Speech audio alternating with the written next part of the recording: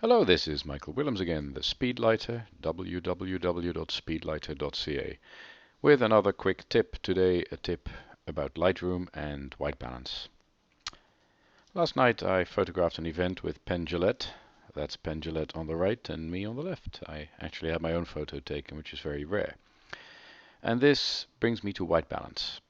When I shoot raw images. That's very important because then I don't have to worry about the white balance. If I can get it right in the camera, that's good, because my previews will look better, and when people ask, can I see the picture, they'll be more impressed, and I'll feel better about myself and my skills. So that's all very well. But if I don't have time, I don't care. So I don't really need to worry about white balance. I can shoot them all the way I want. I can set it to automatic, and I'll worry about it later.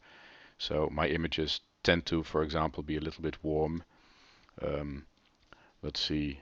In this image, for example, if I go to the develop module and I go to the history, not the presets, and I start with the way I imported it, as you can see, it's a little bit on the dark side because my bounce wasn't quite working the way I wanted here, but especially it's a little bit on the red side.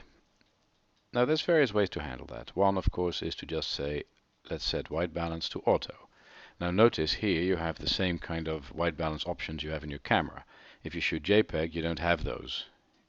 All you have is auto and embedded rather, and yeah, I think auto and embedded. So this is one reason to shoot raw.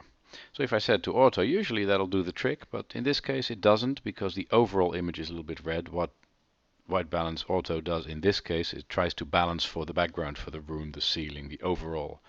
So auto here doesn't work. I can set it to flash, of course, that's a lot better, but it's still a little bit red for my liking.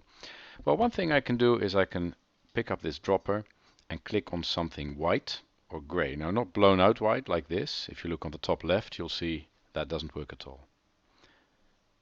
But what I can do is click on something black, as long as it's not pure black. And if you see here, when I hold my dropper over this lady's top, what you'll see is red 18, green 16, and black 14%.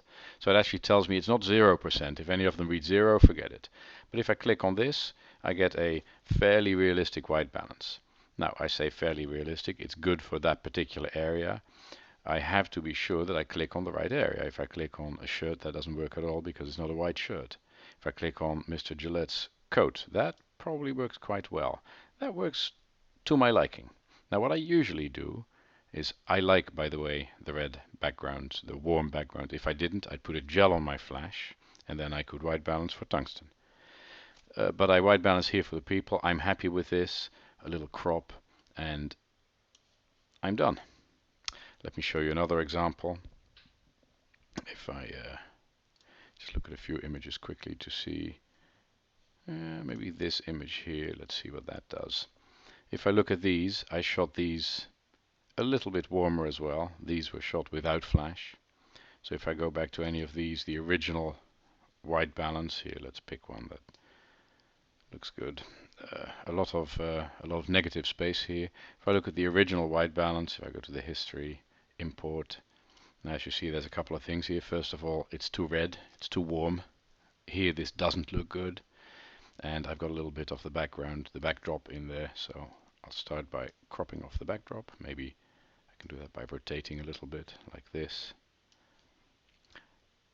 And now all I need to do is click on the white backdrop and I'm good. A little bit more exposure perhaps, and this is a nice white balance. What I often do is first set it to a neutral white balance by auto or by clicking on something gray. A gray card, of course, is ideal. Hold a gray card in front of the camera, click on that, and you're good. And then I usually warm it up a little bit, tiny bit. So from 32, I went to 3300 Kelvin. So that's how you do white balance. Don't worry about it when shooting if you don't have time. Make sure you include something gray in the same light that your subject is in the same ambient or flash or whatever light it may be, and click on that, and then adjust to taste. Alternately, use one of your camera settings. Custom means the way you've adjusted it. As shot means the way you shot it. And auto means auto. The rest are your camera settings. Try those if you want.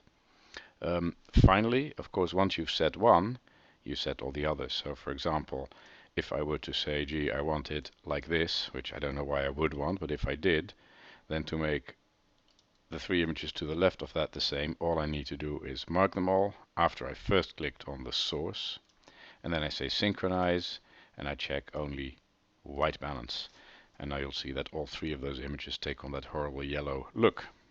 So a quick Command Z gets rid of those adjustments. Another Command Z gets rid of the adjustment on the first one. That's white balance. Nothing to worry about. Very simple.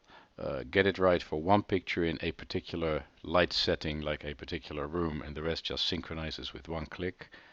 White balance is now easy. That was my tip for the day. Michael Willems, www.speedlighter.ca. See you there soon. Bye bye.